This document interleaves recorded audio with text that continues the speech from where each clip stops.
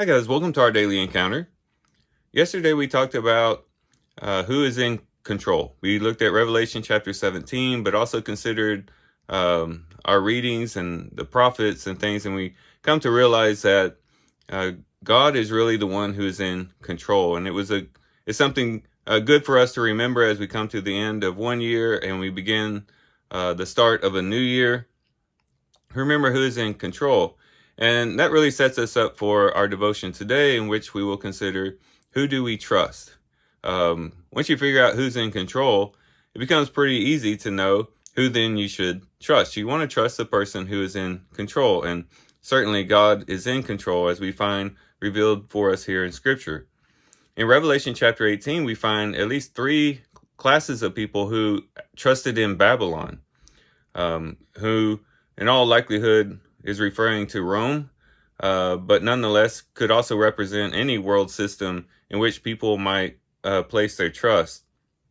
The kings of the earth had trusted in Babylon. It says there in verse 9 that they shared her luxury, but they see her in smoke and burning, and it says that they said, "Woe, woe to you, great city, you mighty city of Babylon! In 1 hour your doom has come."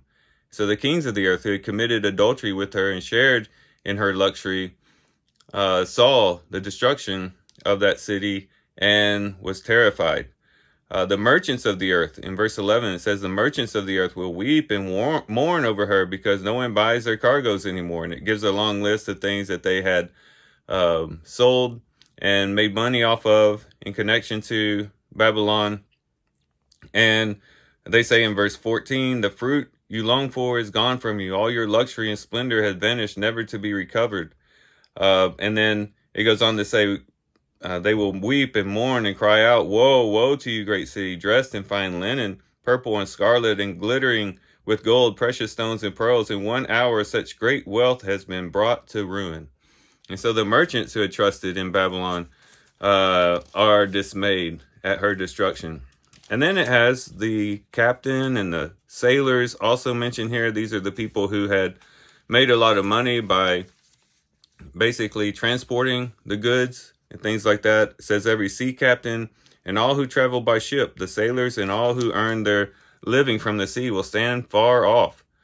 When they see the smoke of her burning, they will exclaim, "Was there ever a city like this great city?" And they'll throw dust on their heads and with weeping and mourning cry out, "Woe, woe to you, great city, where all who had ships on the sea became rich through her wealth. In 1 hour she has been brought to ruin." So these three different classes of people, the kings, the merchants, the sailors, those who had probably trusted in Babylon the most, are crying out in distress because the very city, the very nation that they had trusted in was now in ruins. And so this shows that, they were misguided in placing all their trust in Babylon. And that when it came down to it, she really wasn't trustworthy. And of course, in the context here of Revelation, we find that it's the Lord who overcomes. It's the Lord who has control, and it's the Lord who deserves our trust. And this is brought out also in our reading today in Psalm 146, where it says in verse 3, "Do not put your trust in princes, in human beings who cannot save." Again, just reiterating this point that we should not place our trust even in princes, in anyone, even though they might seem as though they are trustworthy, even though it seems as though they might deliver us or that they may provide for us and give us the good life. Ultimately, we got to trust in the Lord. It's in the Lord that we have a solid foundation, not only for today, but for the future and even going into eternity. And so once again, we can say, as we close this year and go into a new year, we could say, not only who is in control, but who am I going to trust? Am I going to trust in myself? Am I going to trust in other people? Even though, yes, it might be that God uses them as instruments to bless and to provide, they're not ultimately the one that we should trust in. We ultimately should trust in the Lord and always be waking up, giving our lives wholly to Him, being devoted to Him, seeking Him, praying to Him, and allowing Him to guide us through the upcoming days and the upcoming years.